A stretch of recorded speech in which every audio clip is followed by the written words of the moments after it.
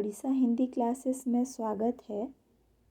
हम लोग Hindi teacher LTR और OSSTT के लिए प्रिपेयर कर रहे हैं। आज हम देखेंगे जो हमारा निबंध है भोला राम का जीत, उसके लेखक हरिशंकर परसाई जी के बारे में कुछ आलोचना करेंगे। तो चलिए शुरू करते हैं। हरिशंकर परसाई जी का जन्म सन 1924 में मध्य प्रदेश के होशंगाबाद जिले के जमानी गांव में हुआ। नागपुर विश्वविद्यालय से MA करने के बाद कुछ दिनों तक अध्यापन किया। सन 1947 से स्वतंत्र लेखन करने लगे। जबलपुर से वसुधा नामक पत्रिका निकाली, जिसकी हिंदी संसार में काफ़ी सराहना हुई। सन 1995 में उनका निधन हो गया।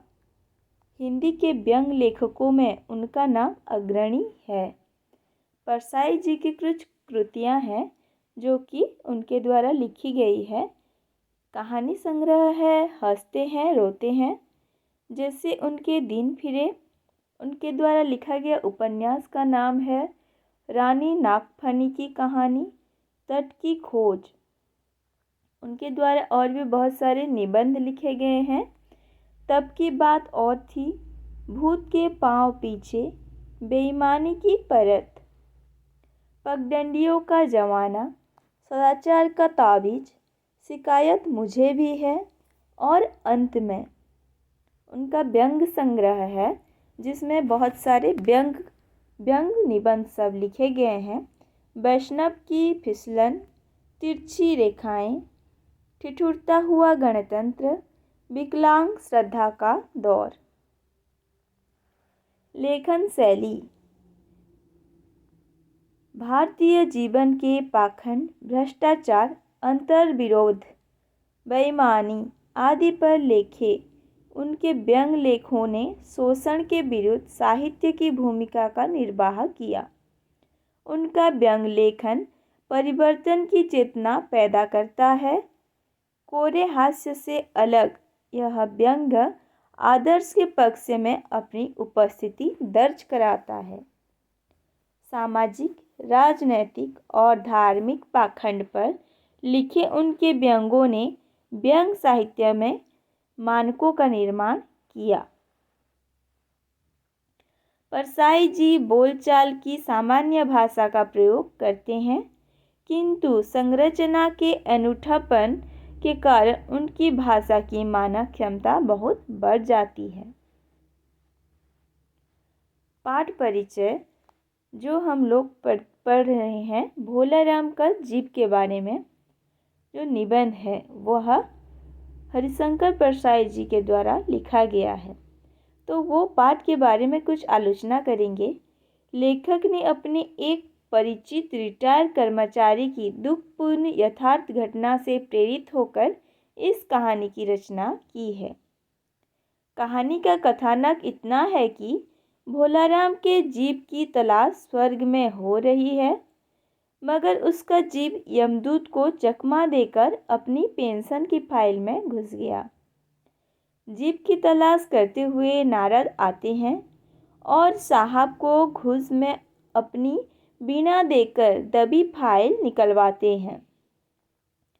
फाइल में चिपके भोले राम के जीव से स्वर्ग चलने के लिए कहते हैं, मगर भोला राम का जीव कहता है कि मैं तो अपनी पेंशन की दरख्वास्तों में चिपके रहना चाहता हूँ।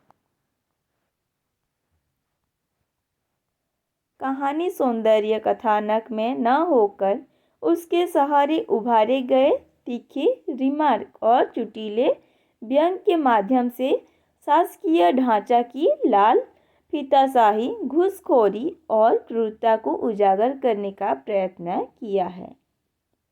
भारत की समाज व्यवस्था और प्रशासन तंत्र का चित्रण इस कहानी में कुशलता और मार्मिक के साथ किया गया है। उसमें मार्मिकता में सनी मानवीय संवेदना भी है और तीखे व्यंग से तिलमिला देने वाली गंभीर चोटें भी।